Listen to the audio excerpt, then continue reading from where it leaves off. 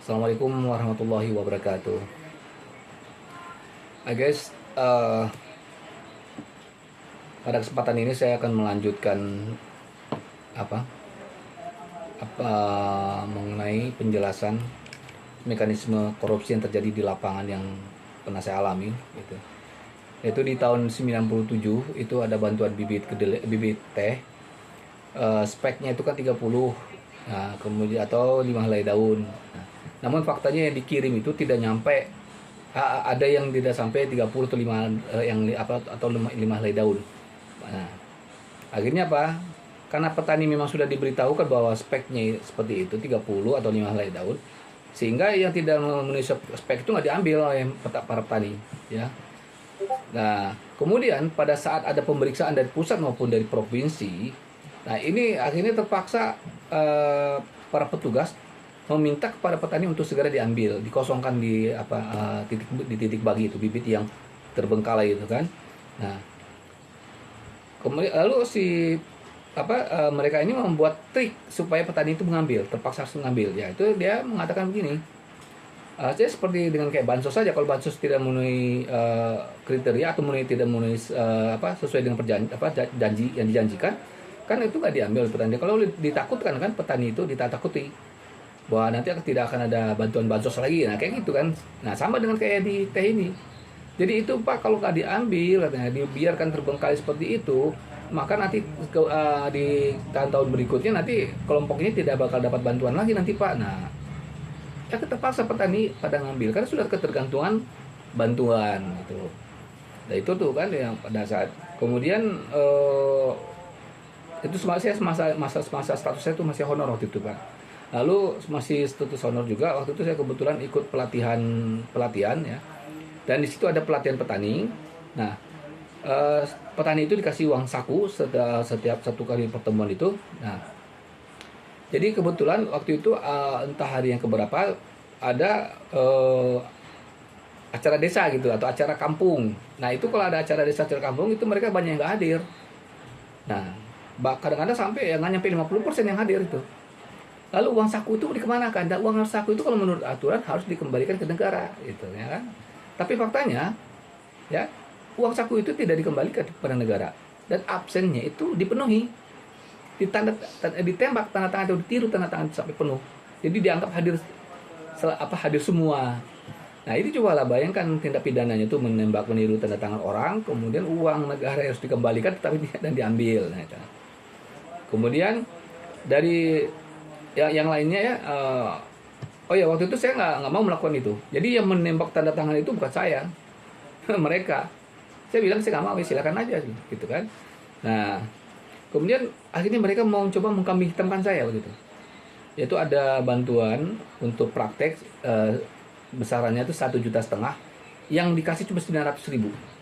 Nah, waktu itu mau dititipkan ke saya tuh saya bilang nanti saya ke pasar dulu, saya bilang ada urusan, ada penting, ada yang mau saya belanja, nanti pulang dari sana saya singgah. Yang akhirnya saya bukannya ke pasar, tapi saya jemput untuk kelompok tani, ketua kelompoknya, lalu saya turunkan di jalan. Nah, di situ dia uang itu ketua kelompok sendiri yang ngambil, dan memang benar cuma 900.000 cuma dikasih dari 1,5 juta. Dan ini kan gagal kan, mereka mengkambing hitamkan saya. Nah, karena gagal waktu itu, lalu dia coba mereka ini mengkambing hitamkan saya yang lain, yaitu mengenai baju kaos yang dibagikan ke petani, dan itu sepakat semuanya waktu di kantor. Koordinator dan bendaharanya menyarankan supaya nanti diminta uang ongkosnya per satu helai daun atau satu helai baju. Nah, inilah. Tapi saya sampaikan itu, ya. Enggak, saya katakan gratis, saya bilang benar gratis. Dan ketika bendahara sama koordinator datang ke kelompok tani binaan saya ini, dia mengumumkan bahwa baju kaos ini gratis dan tidak dikenakan ongkos. Memang lalu si petani menjawab, memang iya tidak ada ongkos Pak, nah, kita benar-benar gratis ini. Itu koordinator dan bendahara nggak bisa ngomong apa-apa, langsung cepat-cepat dia pulang. Nah, itulah kan, cepat-cepat dia pulang. Nah, inilah akhirnya ya itulah, dengan sikap-sikap saya seperti ini memang berdampak saya banyak musuh Makanya di netizen banyak sekali itu mengatakan, kok bisa begitu Pak, kok banyak kayu yang musuh Bapak gimana cara kerjanya? Nah itulah, saya bilang Nabi Muhammad, coba lihat, banyak musuh kan, karena apa? Karena dia jujur, ya kan, karena dia baik. Saya begitu juga, bukan saya menyamakan dengan Nabi, tapi saya memang berbuat jujur dan baik, dan itu memang sudah umum, banyak musuh. Nah, karena aparatur negara ini, ya bisa dikatakan makanya nanti identik koruptor kan, aparatur negara. Nah, itu yang saya nggak mau itu, menyandang itu. Nah, itulah tuh. Akibatnya ketika ada formasi pengangkatan CPNS, itu nama saya dicoret. Saya sendiri cuma yang dicoret nama saya. Yang dicoret itu. Akhirnya pas saya berjuang ke Jakarta, lalu dapat nomor testing, dan ternyata saya lulus. Saya sendiri cuma yang lulus di kelompok saya itu. Ini bikin panik mereka ini.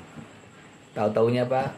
Tiba-tiba saya dipanggil oleh Kepala Dinas Perkebunan Kabupaten Sukabumi, namanya Insinyur Haji Dudung Abdurrahman, dan di situ saya dimaki-maki, saya dibentak, lalu saya diancam. Ya kemudian setahun kemudian itu saya mendapat hukuman loh setelah kejadian itu. Dan alasannya apa?